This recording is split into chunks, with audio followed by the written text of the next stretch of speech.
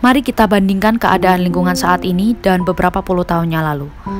Menurut kalian, kira-kira adakah perbedaan yang signifikan? Ya, salah satu perbedaan yang cukup signifikan yaitu ketersediaan lahan terbuka hijau. Dewasa ini pepohonan banyak berkurang, digantikan gedung-gedung megah, juga perumahan-perumahan elit terutama di daerah perkotaan. Hal inilah yang menjadi salah satu penyebab berbagai permasalahan lingkungan seperti banjir, tanah longsor, polusi udara yang semakin parah, juga udara yang terasa semakin panas. Jika hal ini terus-menerus dibiarkan, maka lingkungan akan semakin rusak. Oleh karena itu perlu dilakukan berbagai upaya untuk memperbaikinya. Salah satu upaya untuk mengatasi masalah tersebut yaitu dengan menggalakkan penghijauan.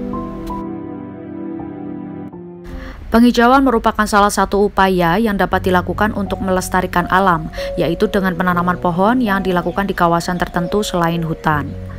Kawasan perkotaan menjadi salah satu sasaran dari kegiatan penghijauan. Hal ini dikarenakan sedikitnya lahan terbuka hijau di daerah perkotaan. Penghijauan ini bisa dilakukan di beberapa tempat, salah satunya di area bantaran sungai. Proses penghijauan tidak sekedar menanam bibit pohon lalu dibiarkan tumbuh sendiri begitu saja, namun harus dilakukan secara berkelanjutan. Berkelanjutan di sini artinya proses penghijauan jangan sampai terhenti begitu saja setelah bibit pohon tertanam. Perlu dilakukan perawatan dan pemantauan secara berkala untuk memastikan bahwa pohon dapat hidup sesuai potensinya serta memberikan manfaat yang maksimal bagi generasi mendatang. Penghijauan berkelanjutan dimulai dari proses pembibitan, pemilihan area, penanaman, perawatan, pelaporan perkembangan, dan pemantauan. Kerjasama berbagai pihak, utamanya pemerintah dan masyarakat sekitar, diperlukan untuk mendukung keberhasilan proses penghijauan yang berkelanjutan. Berikut adalah beberapa manfaat yang akan diperoleh dari kegiatan penghijauan. Yang pertama, mencegah terjadinya bencana alam. Daerah perkotaan maupun lereng bukit yang gundul tidak memiliki resapan air yang cukup. Akibatnya ketika musim penghujan, hujan yang turun dengan volume dan intensitas tinggi menyebabkan banjir maupun tanah longsor. Salah satu manfaat penghijauan yaitu mencegah terjadinya bencana alam tersebut. Sesuai dengan fungsi pohon, yaitu menyerap air dan menyimpannya di dalam tanah. Alhasil, risiko terjadinya banjir maupun tanah longsor menjadi lebih kecil. Yang kedua, mengurangi polusi udara. Polusi udara timbul akibat berbagai kegiatan manusia. Asap dari kendaraan dan juga asap pabrik merupakan penyumbang polusi udara yang cukup besar. Polusi udara apabila tidak ditangani dengan baik akan menumpuk dan semakin berbahaya bagi lingkungan juga bagi manusia. Dampak polusi udara bagi lingkungan yaitu terjadinya hujan asam dan pemanasan global. Sedangkan bagi manusia, polusi udara menimbulkan berbagai macam penyakit pernapasan dan kulit. Penghijauan berperan penting dalam mengurangi polusi udara. Proses fotosintesis pada pohon mampu mengubah karbon dioksida menjadi oksigen yang sangat dibutuhkan oleh manusia. Selain itu, pohon juga mampu mengurangi konsentrasi nitrogen dioksida dan partikel mikroskopis di udara. Oleh karena itu, penghijauan penting dilakukan terlebih di daerah perkotaan. Selanjutnya, mencegah terjadinya pemanasan global. Efek rumah kaca disebabkan oleh gas-gas hasil buangan yang merupakan polusi udara seperti karbon dioksida, karbon monoksida, dan gas-gas berbahaya lainnya yang akan terakumulasi di atmosfer. Pemanasan global hingga perubahan iklim merupakan salah satu dampak dari efek rumah kaca. Apabila hal ini dibiarkan begitu saja, lambat laun bumi akan semakin rusak. Melakukan penghijauan merupakan salah satu upaya mencegah terjadinya efek rumah kaca karena pohon dapat mengurangi karbon dioksida. Pohon juga mampu mengurangi gas-gas hasil polusi udara yang menimbulkan efek rumah kaca. Manfaat selanjutnya adalah menjaga keberlangsungan hidup generasi mendatang.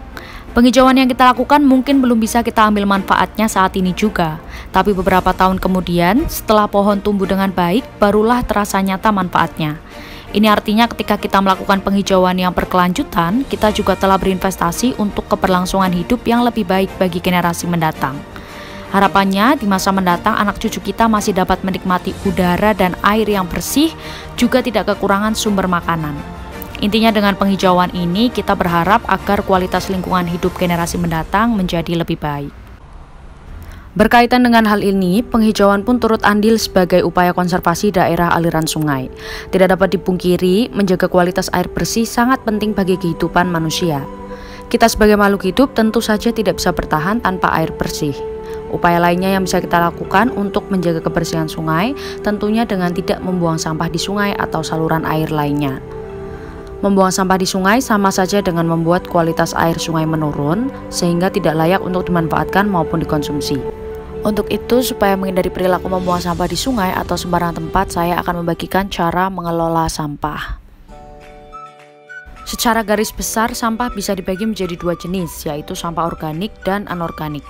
Sampah organik adalah sampah yang berasal dari alam, seperti sisa makanan atau dedaunan. Dengan kata lain, semua sampah yang dapat terurai dengan mudah adalah sampah organik. Sementara sampah plastik, karet, kaca, dan kaleng masuk ke dalam kategori sampah anorganik. Sampah anorganik baiknya dibuang di tempat yang memiliki alat pelebur plastik atau alat daur ulang. Yang pertama adalah buat sampah organik jadi pupuk. Cara mengelola sampah rumah tangga organik yang paling mudah adalah dengan membuatnya menjadi pupuk kompos yang dapat digunakan untuk berkebun. Namun jika Anda tidak suka berkebun atau tidak suka dengan aroma yang ditimbulkan selama pembuatan pupuk kompos, Anda dapat menyumbangkan sampah organik ke penjual tanaman. Dengan demikian, Anda tetap bisa mengelola sampah organik dengan baik. Yang kedua, daur ulang sampah anorganik.